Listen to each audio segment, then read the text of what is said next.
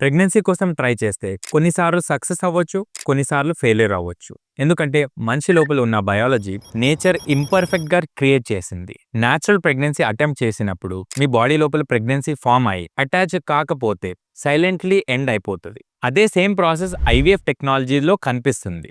దానికి ఖర్చు ఉంటుంది కాబట్టి ఎక్స్‌పెక్టేషన్స్ చాలా ఎక్కువ అయిపోతాయి. ఇప్పుడు కొన్ని ఫ్యాక్ట్స్ వినండి. ఒక మంచి ఐవీఎఫ్ సెంటర్‌ది ల్యాబ్‌లో కూడా డే 3 నుంచి డే 5 వరకి కొన్ని ఎంబ్రియోస్‌లో గ్రోత్ జరగదు. ఇది ప్రతిసారి డాక్టర్ తప్పు కాదు, ల్యాబ్ తప్పు కాదు. ఇది ఒక నేచర్‌ది ఫిల్టర్. ఫైనల్‌గా మిగిలిన డే 5 ఎంబ్రియోస్‌లో కూడా అన్ని జెనెటికల్లీ నార్మల్ ఉండవు. హస్బెండ్ వైఫ్‌ని చూస్తే హెల్తీగా అనిపిస్తారు. మైక్రోస్కోప్ కింద ఎంబ్రియో ఫోటో కూడా నార్మల్‌గా కనిపిస్తది. కానీ లోపల క్రోమోజోమ్ ఎర్రర్స్ ఉండొచ్చు. అందుకే పీజీటీ టెస్ట్‌లో మనం ముందే తెలుసుకోవచ్చు ఈ ఎంబ్రియో జీన్స్ నార్మలా లేదా అని. వరల్డ్ వైడ్ యావరేజ్‌లో ఒకటి ఎంబ్రియో లేదా 2 ఎంబ్రియోస్ డే 5కి ట్రాన్స్‌ఫర్ చేస్తే ఐవీఎఫ్‌లో సక్సెస్ రేట్ 50-60% మధ్యలో ఉంటుంది. జస్ట్ డబ్బులు ఇచ్చిన మాత్రంతో బయాలజీ పర్ఫెక్ట్ అయిపోదు. నిజం ఏంటి అంటే ఐవీఎఫ్ 100% గ్యారంటీ ఇవ్వదు. ఐవీఎఫ్ ఒక ఛాన్స్ ఇస్తుంది.